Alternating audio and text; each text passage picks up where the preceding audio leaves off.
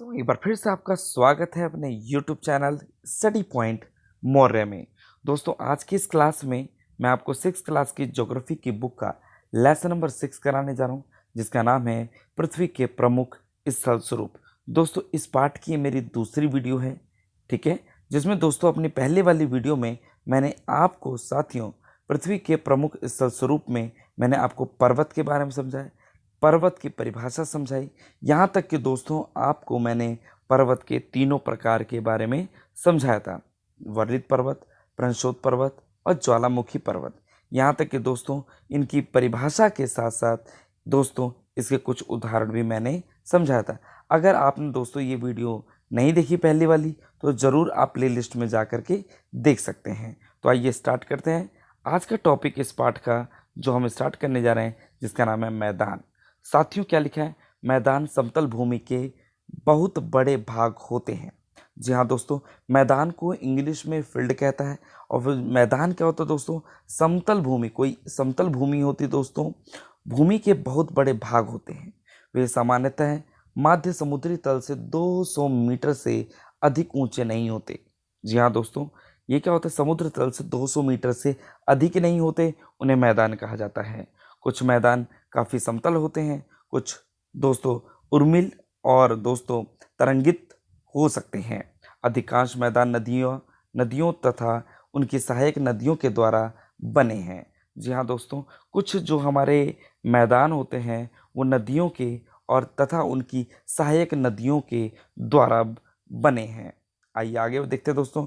नदियाँ, जी हाँ दोस्तों, क्या लिखा हमारा, कहता है कि नदियाँ पर्वतों के ढालों पर नीचे की ओर बहती हैं।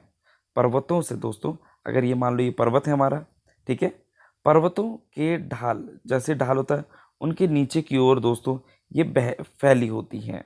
ठीक है, आगे चलते हैं साथियों, क्या लिखा हमारा, हाँ, जो है दोस्तों नदियाँ पर्वतों के ढालों पर नीचे की ओर बहती हैं तथा उन्हें अपर्दित कर देती हैं। वे अपर्दित पदार्थों को अपने साथ आगे की ओर ले जाती हैं।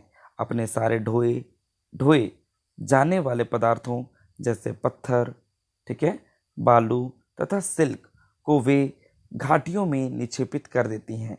इन्हीं निक्षेपों से मैदान का निर्माण होता है।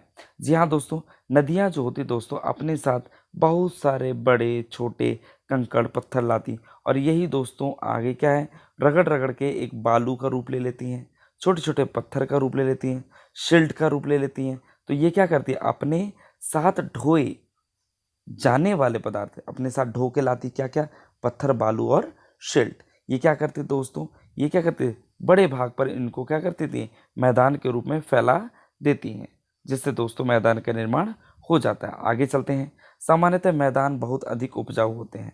जी हाँ दोस्तों, जो मैदान होते हैं कहीं कहीं बहुत अधिक उपजाऊ होते हैं, पर याद रखें कि मैदान हमेशा दोस्तों, अधिकतर मैदान किसको कहा जाता है, जहाँ पे वो समतल भूमि पर बड़े भाग में होते हैं।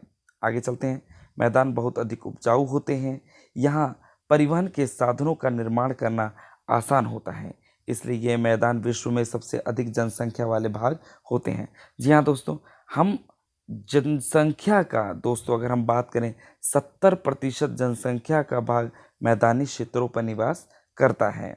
ठीक है दोस्तों, नदियों के द्वारा बनाए गए बहुत बड़े मैदान एशिया तथा उत्तरी अमेरिका में पाए जाने वाले, आगे दोस्तों एक सेकेंड, हाँ, नदियों के द्वारा बनाए गए बहुत बड़े मैदान एशिया तथा उत्तरी अमेरिका में पाए जाते हैं। एशिया में स्थित भारत में गंगा एवं ब्रह्मपुत्र का मैदान तथा चीन में यांगत्से नदी का मैदान इसके प्रमुख उदाहरण हैं। जी हाँ दोस्तों, भारत में अगर हम बात करें, गंगा और ब्रह्मपुत्र ने दोस्तों सबसे ज़्यादा सहयोग दिया मैदानी क्षेत्रों के लिए। वहीं दोस्तों चीन में यागत्से नदी जो है उसने मैदान का निर्माण किया, जो कि दोस्तों चीन की प्रमुख नदी है जिसने मैदान का निर्माण किया, इसके ये उदाहरण है। अब आगे देखते हैं दोस्तों क्या लिखा है, हाँ, मैदान जो है दोस्तों मनुष्यों के रहने के लिए सबसे उपयोगी होते हैं, उपयोगी क्षेत्र हैं। जी हाँ दोस्तों, मनुष्य जो है वो सबसे अधिक कहाँ रहना पसंद करता है, मैदानी भागों में। ठीक है। तभी लिखा है दोस्तों, मैदान मनुष्यों के रहने के लिए सबसे उपयोगी क्षेत्र है। यहाँ की जनसंख्या बहुत अधिक होती है क्योंकि मकानों के बनाने तथा खेती के लिए यह समतल भूमि की प्रचुरता होती है। देखो दोस्तों, एक बार मैं फिर पढ़ता हूँ, ध्यान से सुनेगा। क्योंकि मकानों के बनाने तथा खेती के लिए यहाँ समतल भूमि की प्रचुरता होती है। उपजाऊ मिट्टी के कारण यह भाग खेती के लिए काफ़ी उपयुक्त होती हैं। भारत में गंगा का मैदान देश में सबसे अधिक जनसंख्या वाला क्षेत्र है। अगर आप दोस्तों ध्यान देंगे, भारत में सबसे अधिक जनसंख्या निवास करती, वो कहाँ करती है दोस्तों? भारत के गंगा का मैदान में, मतलब उत्तर प्रदेश में। ठीक है दोस्तों, अगर हम बात करें उत्तर प्रदेश, बिहार, ये दोस्तों ये मैदानी क्षेत्र है जहाँ पे अत्यधिक जनसंख्या का क्षेत्र कहलाता है। तभी ये लिखिए लो दोस्तों लाइन हमारी, भारत में गंगा का मैदान देश में सबसे अधिक जनसंख्या वाला क्षेत्र है। समझ आ गया दोस्तों? अब चलते हैं आगे। यहाँ जैसा आप चित्र देख रहे होंगे, बहुत सुंदर सा दोस्तों, जो कि मैदानी क्षेत्र पर लोग कृषि कर रहे हैं। आगे चलते हैं। स्थल स्वरूप एवं लोग, कहता है दोस्तों, स्थल स्वरूपों की विभिन्नता के अनुरूप ही मानव विभिन्न प्रकार से जीवन यापन करते हैं। पर्वतीय क्षेत्रों का जीवन कठिन होता है क्योंकि दोस्तों भाई, अगर आप ध्यान दें, कभी अगर पर्वतीय क्षेत्र पर गए हों तो आप देखेंगे वहाँ का जीवन बहुत कठिन है। क्योंकि मार्केट के लिए आपको पहाड़ से नीचे कुछ किलोमीटर तक नीचे उतरना पड़ता है या कुछ किलोमीटर ऊपर जाना पड़ता है। बट मैदानी क्षेत्रों में दोस्तों क्या होता है, समतल भूमि होने पर आप चाहे बाइक ले जाएं, चाहे आप साइकिल ले जाएं, आसानी से क्या करते हैं, आप वस्तुओं का क्रय कर सकते हैं।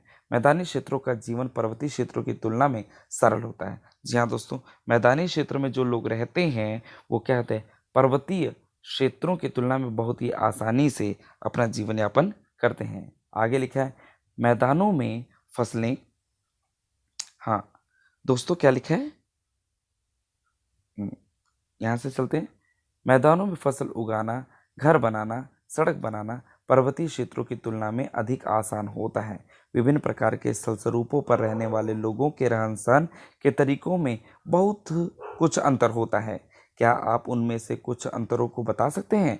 कभी कभी प्राकृतिक आपदा जैसे भूकंप, ज्वालामुखी, उद्गार, तूफान या बाढ़, है ना, बाढ़ बहुत विनाश कर देते हैं। इन आकस्मिक घटनाओं के बारे में जागरूकता पैदा करके हम इनमें आने वाले खतरों को कम कर सकते हैं। जी हाँ दोस्तों, हम जागरूकता के आधार पर भूकंप, ज्वालामुखी, उद्गार, तूफान और बाढ़ से जो भी विनाश होता है उससे हम जागरूकता फैला करके इन खतरों को हम थोड़ा बहुत कम कर सकते हैं। आगे चलते हैं। कहता है दोस्तों, हम कितने तरीकों से जल एवं स्थल को उपयोग में ला सकते हैं? जी हाँ दोस्तों, हम जानते हैं कि जल और भूमि का उपयोग हम कई तरीके से प्रयोग में ला सकते हैं। आगे लिखा है दोस्तों, इसका पता हम अपने आसपास के क्षेत्र से लगा सकते हैं। जी हाँ दोस्तों, मैं ये उम्मीद करता हूँ आप मैदानी क्षेत्र में रहते हैं और आप जानते हैं मैदानी क्षेत्रों में कितना दोस्तों रश रहता है जनसंख्या का।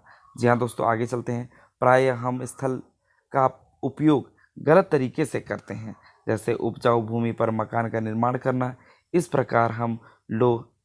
इसी प्रकार हम लोग कूड़ा किसी भी भूमि पर या पानी में फेंक देते हैं, जो कि दोस्तों उन्हें गंदा कर देता है। हमें प्रकृति के इस महत्वपूर्ण वरदान का उपयोग इस प्रकार नहीं करना चाहिए।